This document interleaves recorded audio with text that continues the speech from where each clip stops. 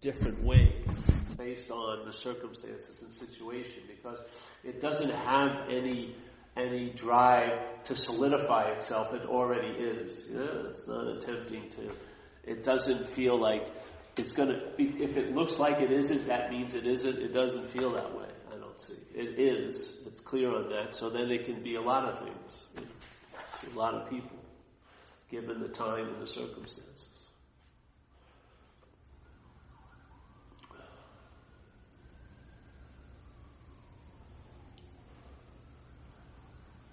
So obviously people came here tonight, so there's a need to hear a message, or they enjoy it so much they're here just to enjoy the space. That's cool. But the thing is to know, if you don't think you need it and you really need it, you better get here. if you like, people talk with me and they really need to do something, well, they better do that something they really think they need to do. It probably won't work out if they don't. So there's no need for you to be here, but if you feel like you need to be here, you better be here. That's the key. So there's no need to be here. Obviously, mind is mind. But if there's a strong feeling you need to be here, it's very good to be here.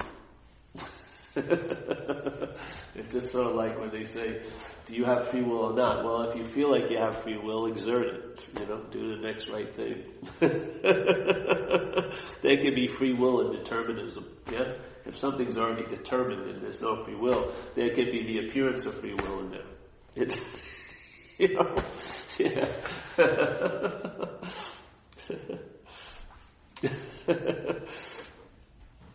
If you make something right here, you're going to be wrong about it. It's just, you got to see that for me to be right, you don't have to be wrong. But for you to be right, I don't have to be wrong.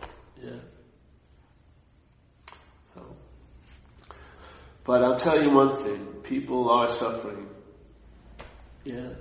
Or they're living suffering. And I would say, let's say there's 3 states. This isn't the truth, I'm just sharing it.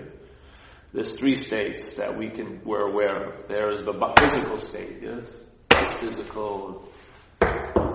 physical state. Then there's the mental state, the thoughts sort of, you can hear them, they sound like they're wrapped in your voice, but it's just the voice of this body. The thoughts and that interpretive quality and the perceptual translation of this place, because perceptions aren't facts. Perceptions are based on seemingly, so they appear to be true or false to you. So seemingly doesn't mean there's no real truth here. There's just the meaning that's given it by the mind. So I would say that's the mental realm. And then let's say there's the spiritual realm, the I or the spirit or awareness. And then the brain or the mental process has a quality of being conscious. So the mind can become conscious of awareness, or it can be conscious of all of this, which will cause it to be unaware. It can do that. So there's the I, there's the me, and there's the you. Now, you have to admit that in most cases during the day, the me seems to be the glutton for all the interest and attention. Most of the attention is going to the me, isn't it? Thoughts are coming and they really seem to grab your attention. You may not smell anything all day. You may not feel another person all day. And when you're picking up a pen, there's no sense of the feeling of it, right? There's just pick up a pen, hitting keypads. You know what I mean? So the emphasis isn't on the physical experience of the senses happening and the consciousness about that. It's just thoughts about it. Thoughts about the past and the future and all this. So I would say the mental condition is getting a lot of attention. And the physical condition isn't really getting much attention. Now, you think you may be giving the physical condition attention, but it's a mental image of the body that most of the time we're attending to, yes? That's why we're so out to lunch. We don't know what's going on, do you? You don't know when you have a cold or a flu. You don't know when you're having allergy attacks or it's the end of the world. You know, sometimes I thought I was going through a mystical catharsis and I was just hungry. I just needed a bologna sandwich. He's chilled everything out. You know what I mean? There's really not much wisdom or connection with the body. And the I, obviously, is totally dismissed. Yeah? The only God we know is a conceptual God of our own making. We're not rubbing shoulders with God all day and sensing the presence of God. We're just sensing our presence most of the day. Yeah? And then every once in a while, something may override that, and we may call that God, but we always seem to go back to the God of consistency. Yes, this. So, let's say there's a boat, and then it has a lot of weight distributed on it. Let's say all the weight's in the front. It's going to sink quite a lot, right? A little wave is going to capsize it. It's not going to be able to break through any rough seas. If it's calm, it may look all right, and that's sort of the situation. The mind believes if it gets its circumstances and situations perfectly set, then it will be fine. But basically, it's thrown off by the smallest wave. One thought can ruin your day, in a sense, in the mental realm, can it? You can be totally having a good day, and one couple of thoughts after the word but, a whole other world appears in the mental realm. But I'm going to be fucked next week, or whatever, yeah? So the mental realm, let's say, is getting 90%. And this is more like, they talk about AA as producing a spiritual condition, but I don't believe it does that. I think it diminishes a mental condition, yeah? You get relieved of the obsession with self, which is a mental condition, yeah? It's not a physical condition, it's a mental condition. The mind has gotten an idea that it's a long-lasting, independent, separate entity, and it's basically massaging that all day with thoughts, yes, and interpretation. So it's basically getting most of the interest and attention. The I is being totally forgotten because it's been co-opted. Every example of consciousness has been claimed as you doing it, yes? So basically the mind sort of took the sense of consciousness and made it a property of its own, and also took the body and made it a property of its own, yeah? When people talk about the body, they go, my body, as if they own a body. Who is that's being inferred as the owner? It's not the spirit, it's a mental idea. The idea of being a self, yeah? Because that's sort of like a rape and pillager. It goes in and claims the body for its own purposes, and it claims consciousness for all own purposes, yeah? So it doesn't have much, it's just an idea, but by claiming what's actually happening, which is consciousness, and what it's happening through, which is the physical realm, it sort of gets a life, yeah? It makes up a life, which is an interpretation, because it's not at the firing line, it's not at the point of conscious contact, it's after the conscious contact. It's a mental interpretation of what has come to pass, yeah? It's a mental interpretation of what has come to pass. It's never really engaged with when something's coming to pass. It's not in the conscious contact because it's in a mental realm, yeah? And in that mental realm, it's on a time delay.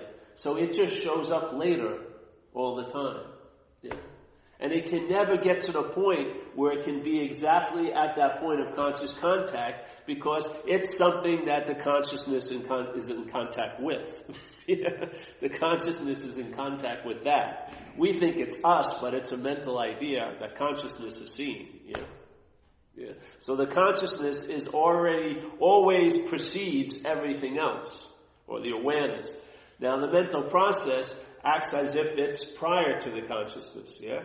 And how does it claim that? It has this assumption or this assumed feeling or an implied sense that I'm the one who's seeing. Yeah? I'm the one who's feeling.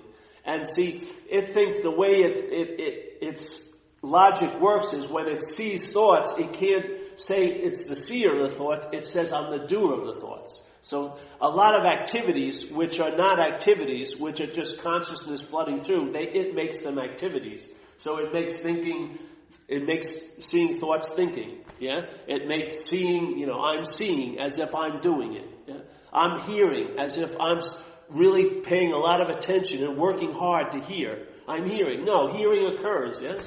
If consciousness is there, hearing occurs. If you have the ear canal and the eardrums in there and you're facing in the right position, you're going to hear whatever is happening out there. It's not a chore or something you did. You know what I mean?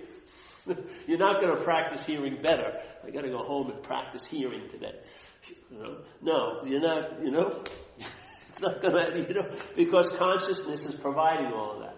So it claims the consciousness.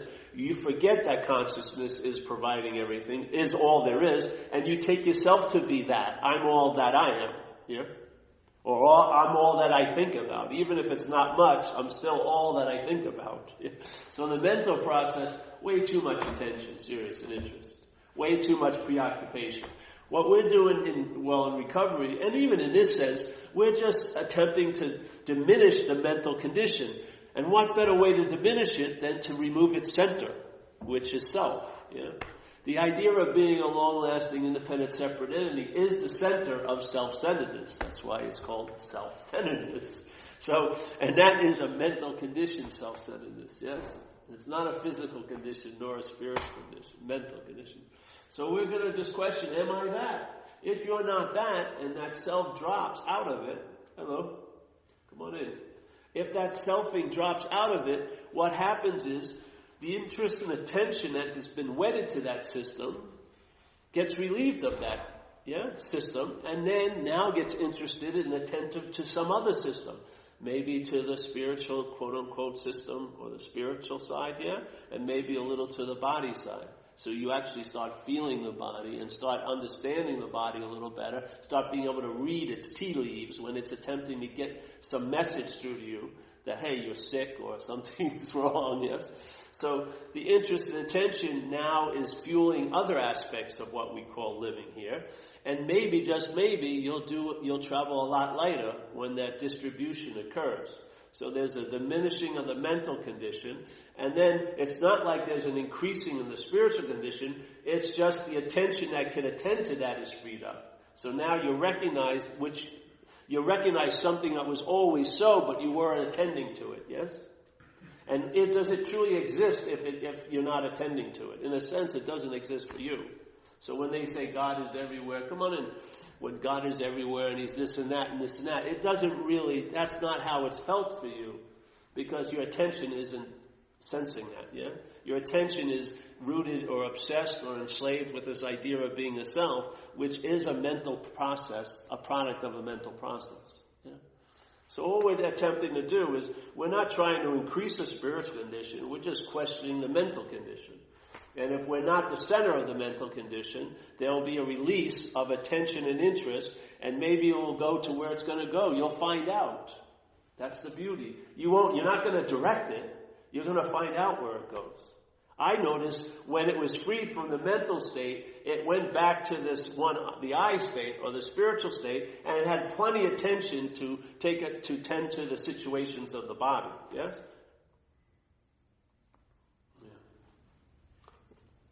Hello? How are you guys? Good. Have I seen you before? Yes, haven't I? Somewhere, possibly. You? I don't think so. No? No. Oh, how do you know about this? Oh, you? All right. He's the one. My old sponsor in San Jose, I just moved up here. Oh, yeah? And, yeah, he told me to... Oh, good. What's his name? Rodney Clark. I probably know if I saw him.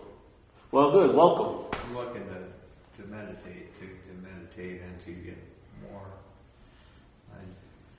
It's one here. Oh, yeah? You may be in the wrong place then. But you may not. We'll see how it goes. Well, what is it that you're really looking for? Maybe an ease and comfort in your own skin and with everything else, yeah? Yeah, at the moment, yeah. Yeah, so that's like a traveling lighter. Yeah, so if you can stay open to the possibility that it may not be brought about by this, yeah, or it may not be diminished by that, maybe take an open mind, you may see that you're, in a sense, you're being meditated all the time. Yeah. There's an awareness of you going on all the time. Yeah? And that would give you, to me, it's like being meditated. Yeah? It's a really nice sense. Because then wherever you are, no matter what posture you're in, it's available to you. Yeah? Because it's right where you are at all times, with no requirement necessary. I would say it's actually your innate nature. Like we were talking just earlier about a great Zen master named Huang Po. You know Zen a little bit? Heard of that? It's a Buddhist. Zen is like a division of Buddhism in a sense, but this one master would say you can't seek mind with mind, or you can't seek the Buddha with the Buddha. So in a sense, what he's trying to imply, while you're looking for something, that which is looking is what you're looking for. Yeah? The mind itself is what you're looking for. Now, we may know the mind as a conditional aspect of it called self-centeredness, but that's not mind. That's a mental process, yeah? Mind is different than that, yeah? Like they say in Buddhism, the ordinary mind and the enlightened mind are the same mind, yeah? So, we may be used to having a mind that is very critiquing and judgmental, yes? Tons of thoughts, tons of opinions, old ideas, beliefs. That's actually a mental process, yeah? That's not mind. Mind, I would say, is more like being or awareness, yeah? And that mind is available at all times right where we are. It is what's seeing right now. Yeah? There's a feeling that I'm the one who's looking, but what's going on is that that spirit is seeing, and through every one of us right now. Yeah? And it's available to us. So all right, we'll talk a little bit about recovery. So what's the root of the problem in recovery? You don't know? Well, in the big book it says at that point when they wrote it, the root of the problem is obsession with self, yeah? Extreme self-centeredness. If you don't get rid of it, which you're not going to be able to do with human power, it will kill you. Because it is also an axiom that we use in recovery. Self can't get out of self. It's a really important thing to know.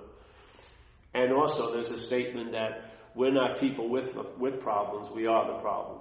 Okay? So this all gets to one point. So it also says, in the forwards of the book, it says, we are 100 men and women who have recovered from a seemingly hopeless state of mind and body. Yeah? The emphasis is on the word seemingly. If you got a dictionary, check it out, or on the computer. One of the definitions of seemingly is it appears to be true or false to you. Yeah. This is really important because it hooks into that you and I are given everything all the meaning it has.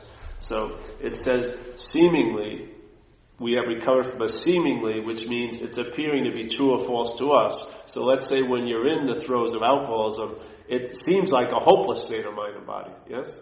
Yet, many people have recovered, so obviously it couldn't have been a hopeless state of mind and body, or there wouldn't have been any opportunity to recover. Yeah? If it was truly a hopeless state of mind and body, we might as well just keep getting loaded until we die. Yeah? But it was seemingly a hopeless state of mind and body. So part of the disease of alcoholism is you're believing false evidence, and it appears real to you. Yeah? So false evidence appears real to us quite often. So a seemingly hopeless state of mind and body appears to be a hopeless state of mind and body. And when it's a hopeless state of mind and body, you're living in basically a fuck it, and you're going to do whatever, you're just going to do whatever it tells you, To me, the opposite of surrender to a higher power, when you surrender to the idea of being a self or to alcoholism, instead of like hallelujah, it's fuck it. That's the word that goes with the surrender to self. When you finally go fuck it, I'm tired of trying to be good. I can't stop. It floods you with solutions, which is let's get loaded or sleep with your friend's wife or whatever. Some great idea, and then it sounds really good. So the false evidence needs us to appear real to. Yeah, we make it seem to be so. We can make false evidence seemingly to be true. Yeah, this is what we do. This apparatus gives meaning to everything. That's why it's called a subjective experience. You and I are not experiencing everything the same way because our experience is subjectified, yes? You see it from where you're looking at it from, I see it from what I'm looking at it from, and you and I give it a lot of meaning. Yeah? And then we believe it has that meaning. We don't realize our role in it, that we gave it the meaning. And this is this runs into the idea of, hey, you're the problem. If you are the problem, good luck. But the reason why it seems like you're the problem, because I believe it's identification as self. So when you're identified as a self, you seem to be the problem. But the good news is you're not that, so therefore there's freedom from that seemingly bondage to self. It's so beautiful, really. Yeah. If you were bonded to self, good luck. You would be a self trying to get out of self, because it's not bondage, it's identification as. That's what the case is. So when you identify to something, you live as if you're that, yes? So when you're faced with the suffering or the pitiful, incomprehensible demoralization of a life run on self-will, when you recognize that and there's a call to do something about it, you're going to do something about it as a self. And therefore self won't get out of self. That's why it says that any self-knowledge will avail you nothing. What the fuck is that? No, I thought knowledge is valuable. It may be, but not when it's claimed by self. It won't lead to freedom from self, yeah? So the beautiful news is, instead of trying to fight and vanquish and kill self, we just want to entertain. Maybe I'm not that. If you're not that, you won't have much interest in killing it or vanquishing it and this and that. And then you'll have an experience as if it's killed and vanquished, you know. But it won't happen through a big battle of the titans, and you lose interest in it. Why? Because it's not you. Just like I would lose interest if you came over my house and started complaining about the suffering you're experiencing by entertaining what's not happening, you know, like next week. I would be bored in a minute, you know. I'd just say, please, I got to do the laundry, I got an important appointment, or take a big shit or something. Just get out of the room, because I'm bored stiff. But the same activity going on here, held as mine or about me, I'm incredibly entranced by it. You don't see it? You don't see that it isn't the thought, it's the mind? It's the mind of the thought? How could it be that story has absolutely no sticking power on you? You can sit right next to them and you're not suffering at all. You could almost inappropriately laugh about their suffering, because to you it's not actually happening. Yeah? I swear. But the same thoughts, if they were happening seemingly in this location and they were held as mine or about me, they would have a huge effect on this. Yes? They have a huge effect on that. I have an immunity to it as long as I see it as yours. They have a huge effect here because I see it as mine. I'm going to entertain that maybe I can look at it like if they're yours. And what would happen if I thought this voice and all this yapping was your voice and yapping about your situation? I'd have an immunity to it, yes? I wouldn't be affected by what's not happening because it wouldn't be about me. That's the solution. Just like it says in the book, you'll have placed in a position, you'll be established in a certain condition of reliance on some power greater than yourself, and things will happen to you. You'll lose interest in yourself and you know what I mean, and gain interest in others. That's exactly what happens. You lose interest in the self, not yourself. The your is what causes you to be interested in it. You lose interest in the self because it's not yourself.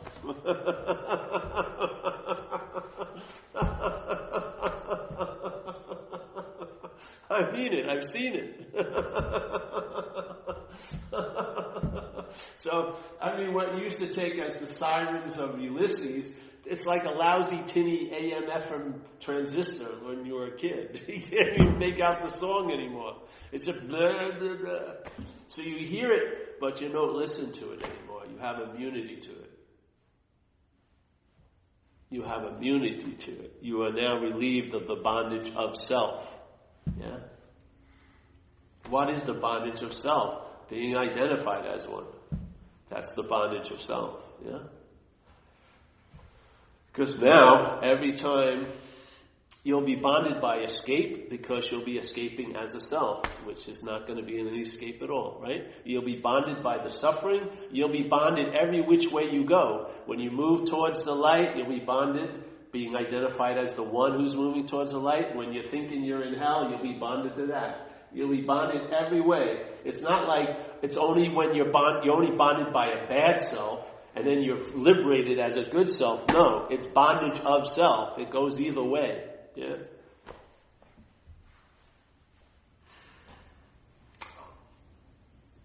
So it's a simple little invitation. If you got the way of life of AA already, then this is just about illuminating it a little more. Or if you're desiring to meditate and improve that conscious contact, if you look at a statement in the book that says, our daily reprieve from alcoholism is contingent on the maintenance of our spiritual condition. Yeah?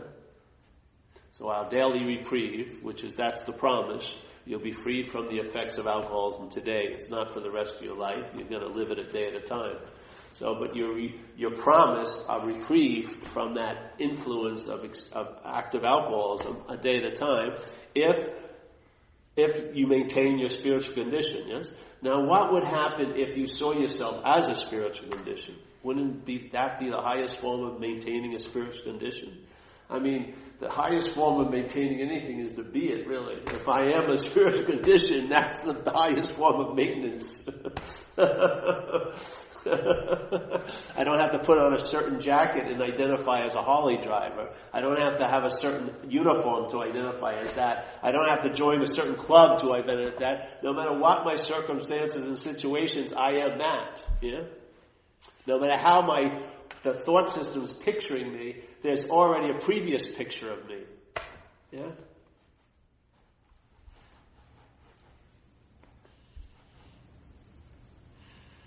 And that produces the immunity. Then you'll travel lighter, a day at a time. And then a lot of things you think are really important and may be necessary may not seem so after a while. Your whole distribution and importance will shift. The cards will be shuffled. And you're at a position where you can't know. You'll never know. Just like in a day, at 8 in the morning, you get a card. It's like a card game. You get the 8 a.m. card. The 8 a.m. card is, I feel a little hungover from that burrito I ate last night, yes? Or whatever. The coffee sucks. It's really acidy. Yeah. But you can't get it. You can't know the 4 p.m. card until you get the 4 p.m., right? That's how life does it. Life deals you a card at the 8 a.m. card at 8 a.m. And it deals you a 4 p.m. card at 4 p.m. The mental process wants to speculate what the card game is going to look like at 4 p.m. That's playing God. Yeah? It doesn't know. It has no fucking clue what it's going to look like at 4 p.m. But it has tons of ideas about it. Yeah? And those ideas, what do? They don't piss on the 4 p.m. moment. They piss on the 8 a.m. moment.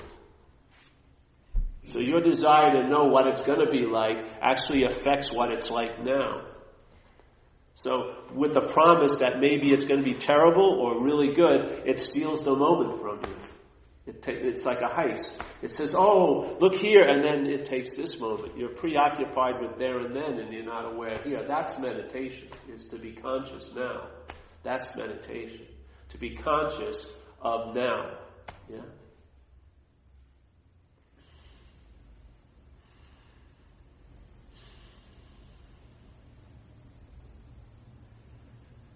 And then I used to run into these people that when I did the 4-step workshop in the city, and they would always be doing inventories, writing down everything, fear all the time, and they'd say why, and they would talk to me about it. And I said, that's great, but I'd rather get to a point where I don't need an inventory.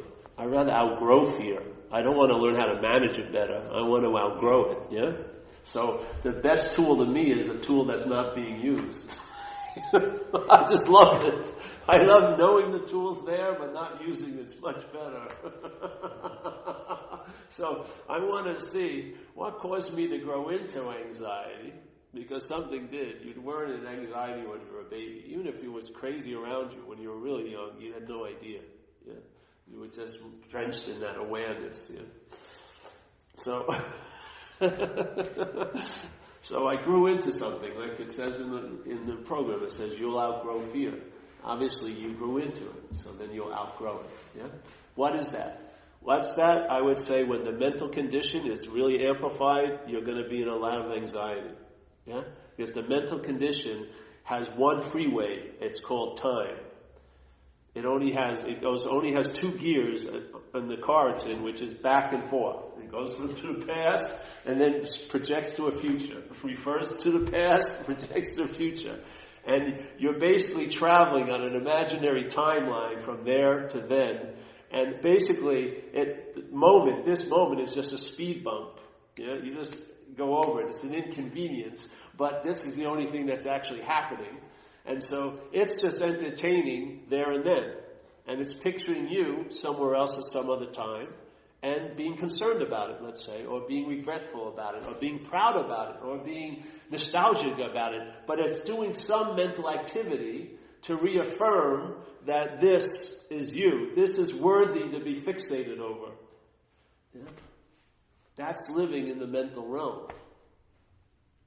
You're not aware of consciousness. No, not at all. You don't even know, like they used to beat into us when we were kids in Catholic school, the three qualities of the Godhead, which is it's omnipotent, omniscient, and omnipresent, meaning it's everywhere, it knows all, yeah?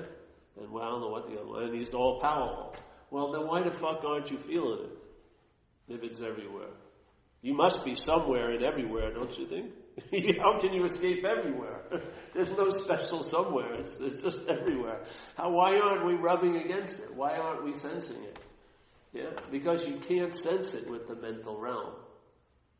The mental realm formulates a way of seeing, which is a form of looking called self-centeredness.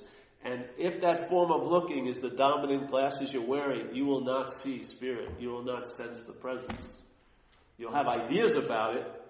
Yeah, you'll have memories that you once experienced it, and you may have hopes that you will one day experience it, but you're not seeing the ever-presence of what's happening. Yeah, because you're busy looking, called self-centeredness, which is a form of blindness. It really is. But if that would diminish, and which that's what I believe the 12 steps do, and the way of life of AA, it diminishes the mental preoccupation so that your attention and interest can feed into the spirit.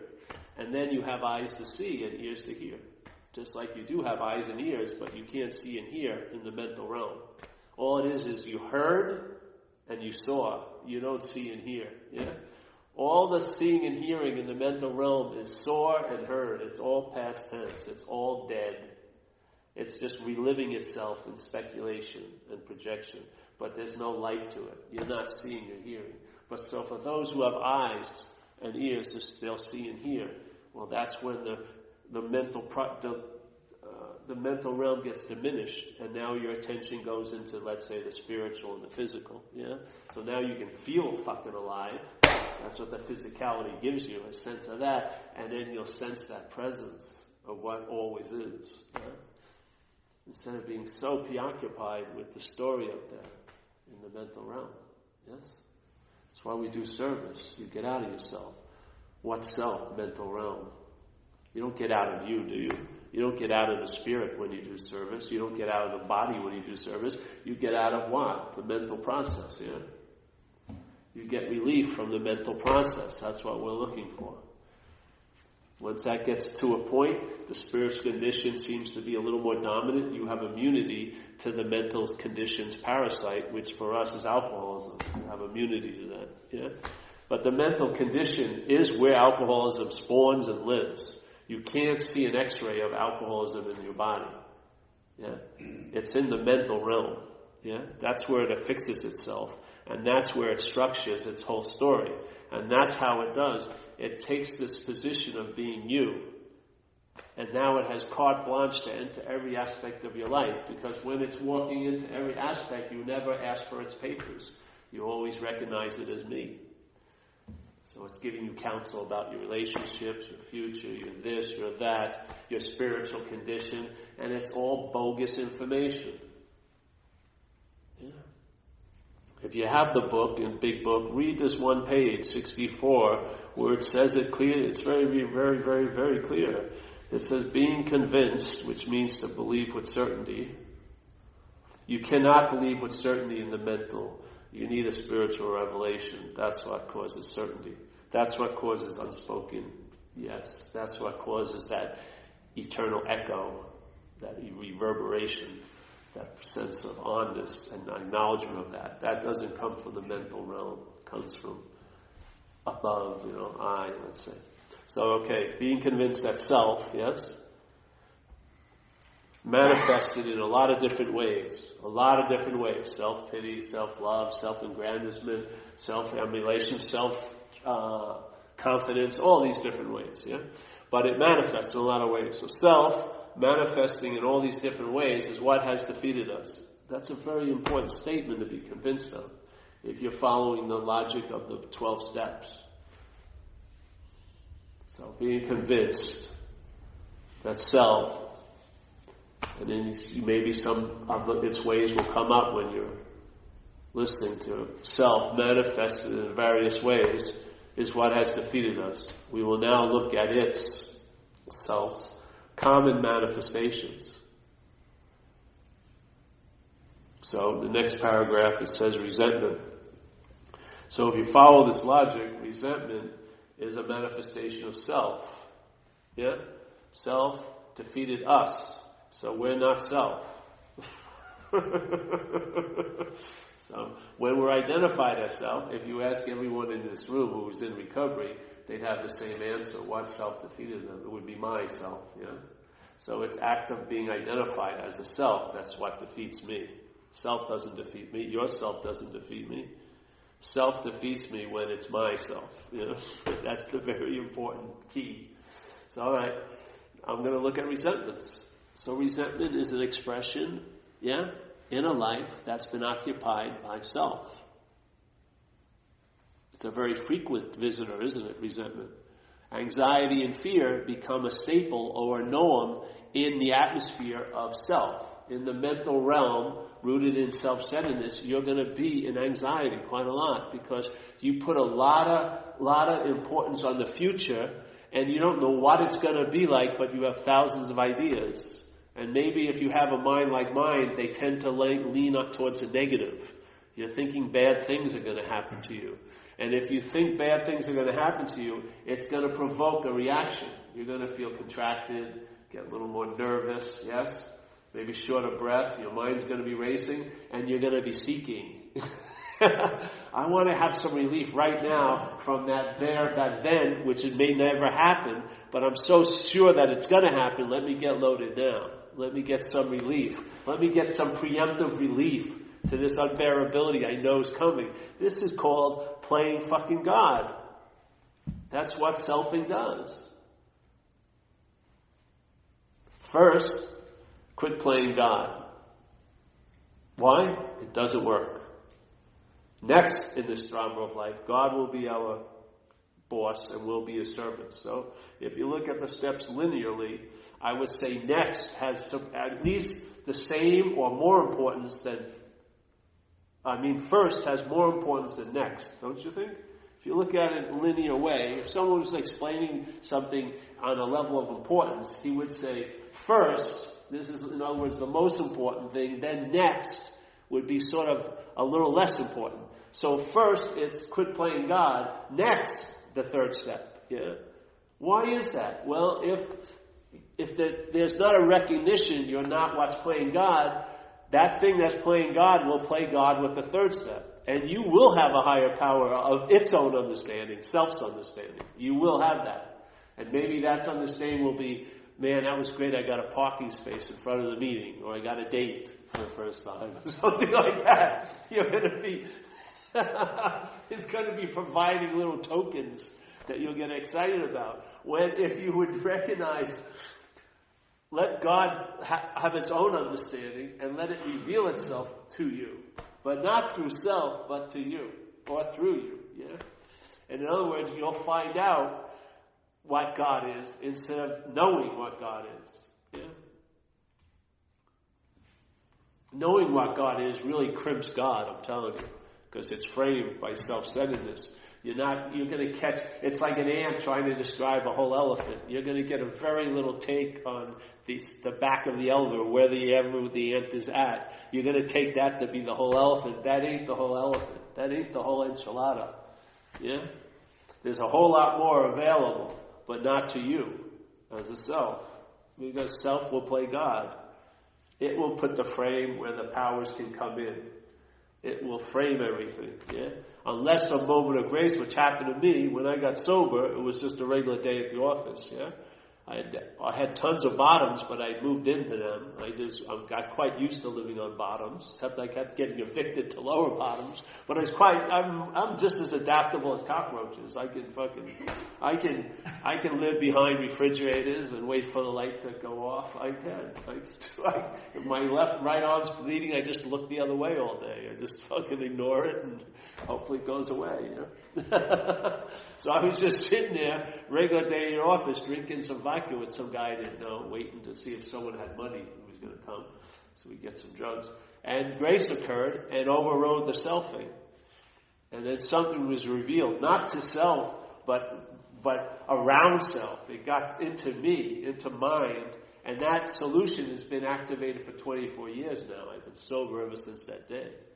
And it's not slowing up. It's actually, the momentum's getting stronger and stronger the less I have to do it.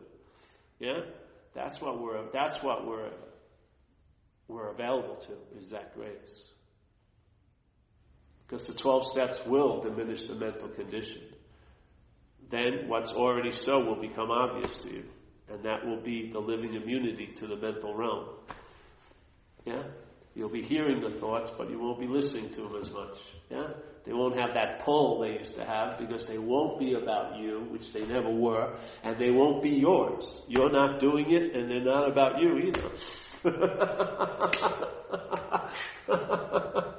If they're yours, you're bound to your attention's bound to go there. Just like if you were watching in a park and there was 30 kids there, your attention's going to go to your kid more than the others, right?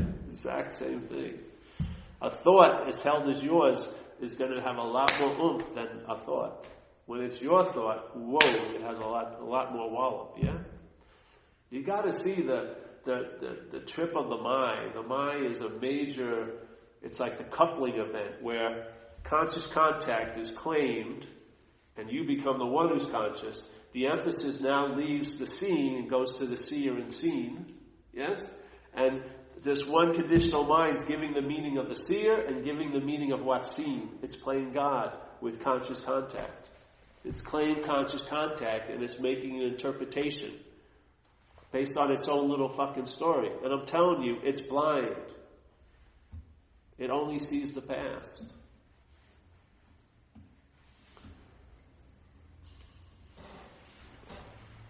So in this sense, this just allows you to be a free-range alcoholic, really. You're freed. You have parameters. If I shot some coke tonight, I'd probably be fucked pretty quickly. But as long as I don't, it's sort of like having a big house, but before there was a big dog in that house. You called it yours. You called it so much yours, you called it you. It was beyond yours, it was you.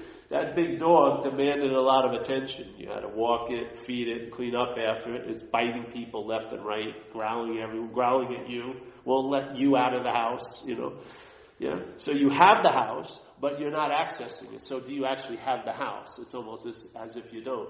Well, that to me is like alcoholism. Now the 12 steps put that big dog asleep, and then you get the run of your life. Yeah? As long as you don't throw any bones near it, and don't tease it. Don't abstinence is the key to me. When I have abstinence, I don't have any thought about anything anymore. I don't ever think about a drink or a drug, ever. Because it's such an absolute to me. Yeah, I don't throw bones near the dog. I don't, what if I did this? Let me come on, see if I can wake it up. No, I've seen too many people do that. So now when the dog's asleep, I have the run of the house, yeah? So this has certain limitations I can't cross. I can't be lying to people too much. I can't be doing this, I can't be doing that. It just doesn't work. Maybe you can, I don't know, but for me it doesn't. So as long as I live those basic guidelines, yeah, they're called like guardrails, G-O-D, then I'm free range. I can do basically anything else, yeah? Wouldn't you like that? You're enjoying it, aren't you? You're feeling a lot more spacious. That's the whole point.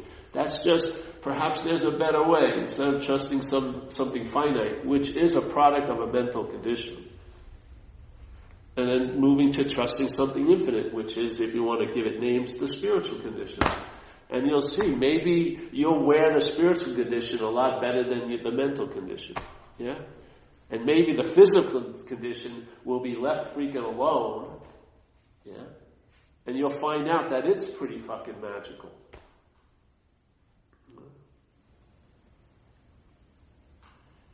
So that's the whole thing. Recognize what's the root of the problem. Because I believe obsession with self is what the mind does that's identified as self. It has to obsess over it because that's the glue to keep the bondage of self in place. Yeah? Because it's like water and oil. It doesn't mix. Yeah? So it has to have a glue and it needs to apply it every day, and that's the thought system. Yeah? That yapping going on in your head all day. To me, that's the glue that's being applied so that the mind will take itself to be a self. And in that case, its own interest and attention will bond it to it. Because if you're not, let's say if I had a tumor here, a big tumor, and I was under the assumption that the tumor was me. So what would I do? How would I live with the tumor? Instead of, I'd have to get shirts that were tailored so the tumor could be, out here. Maybe I could level it off and use it like an armrest while I'm driving. You know what I mean? You can go like this or push it up. Yes, whatever. Put something there. All this, and then someone finally says, "What the fuck are you doing, Paul? You can get that removed. Make an appointment." And it's like an incredible revelatory idea. What? You mean this isn't me? And now what the problem is, when you recognize this isn't me, you go, but I invested so much in the shirts. I don't know. I don't know if I want to get rid of the tumor because all my outfits fit. That's the secondary thing you've got to see. The mind loves what it's made, the selfing. So even when it recognizes it's driving itself crazy, it still cherishes it in a way. The point is, it's nice to see you're not that. Then you can go have the operation, yes, and you'll have the understanding. There'll be new shirts coming. You know what I mean? Yeah, this vacuum this is going to create will be filled by something else. Because a lot of people are afraid to make a move because they're afraid of losing what they have. Or not getting what they want, yes? So even when they hear the message, you're not that. The mind has so much investment in it, they still are going to keep trying to be really much better as that, yeah? In other words, they'll even try to take this message and improve that with it, yeah? They'll become a better self, a more enlightened or spiritual self. It's ridiculous. A mental product of a mental process cannot become spiritual. It's mental through and through. Yeah? It's conceptual. It's made up. It's not true.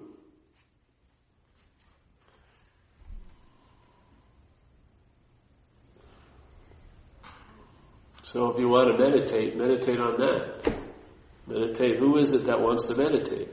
Question it. There seems to be a subject there, right? It's always being inferred or implied or thought of or assumed. It's like in Buddhism they say, don't mistake the finger that's pointing to the moon as the moon. Yeah? So all that selfing is a finger pointing at an imaginary moon. You never see the moon. You just assume there's you. Every action is claimed, and so therefore there's an assumption you're the one who's doing it. Yeah? Every thought is seen and claimed, and now you're the thinker of it. Yeah? Every vision is now you're seeing it. You're the hearer of it. You're the feeler of it. This is just a giant heist. It has nothing to do. Seeing goes on without a you. I'm telling you. Consciousness is what's seeing. It doesn't say, let's improve your contact. It says conscious contact. Yeah? I would say what's in contact here, seeing, hearing, feeling, tasting, and touching is consciousness. Yeah? A sense or a movement of no thingness. It's not a body, and this body ain't doing it. I'm telling you. Try to become conscious. Try it. All right. You already are. So how can you become conscious? You are conscious. That's the point. Oh, I want to improve it. A mental process is going to improve the consciousness, contact. Just see you're not a mental process. That will improve it. Yeah? Because the emphasis will go into the conscious level instead of the mental level. Yeah? Your life is either enriched or enslaved by attention. Attention is either enriching your life or enslaving it. That's what it does. It manifests through the vehicle it's put in. If you put your faith in this thought system, you're going to be living in anxiety. You're going to be a nervous wreck. Because you're going to believe all of its fucking speculations about what's going to happen and its stories about what did happen. Yeah? But if you took that attention, but if the attention could be relieved from that bondage, and you'll find out where it may go. It may go to somewhere where it can rest and abide in, where that attention will be able to enjoy peace of mind. Yeah? We'll be able to enjoy the conscious presence of something, of nothing really. We'll be able to learn how to face life successfully. We'll be reborn, with no thought or effort on its part. We'll be placed in a position of neutrality. Cease fighting everyone and anything. Feel a new power flow in. Become conscious of a presence. When the mental condition diminishes, and in a sense you become absent, that's what's the presence. Your awareness of the presence is based on your absence. If you lose interest in self, you'll become more aware of the presence. It's just the way it goes. Yeah. If you want to be aware of the presence as self, that's another absence. The presence will seem absent. It'll be held as either an experience you once had or an experience you hope you have. But it will never be available now. Yeah? Check it out. Watch it. So when I lose interest in this, I gain interest. I sense the presence. Yeah? I can enjoy peace of mind because now I don't believe in time so much. Yeah? If you watch the thought system, it values past and future more than present. Yes? If you will look at the thought system, it pictures you as a body. Yes? Yes? When it talks to you, it talks as if it's the owner of the body. So it doesn't really take itself to be your body. It takes itself to have a body. So the mental process thinks it's something other than the body. Yeah? It has no idea what spirit awareness is because that's nothing and it's always something. That's the only thing mental processes are. They make something. Yeah? Nothing can't be registered or recognized because it doesn't have the ability to see nothing. It only sees things. Thoughts, things, yes?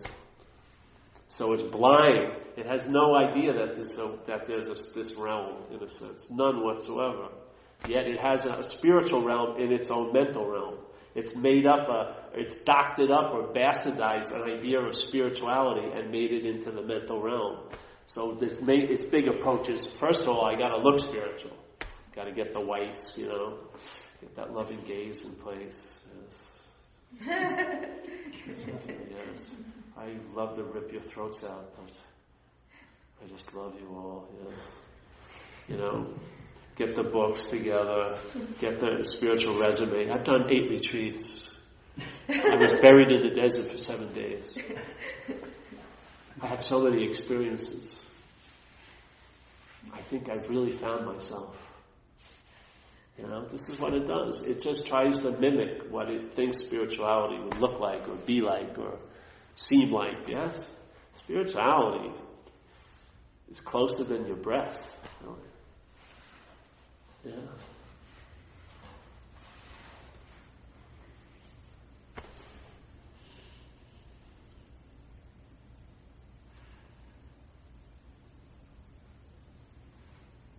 Like when you close your eyes, does your vision stop? Do you see like the inside of your cheekbones? No, it's just mind opens up, yeah? You can entertain a sense of space.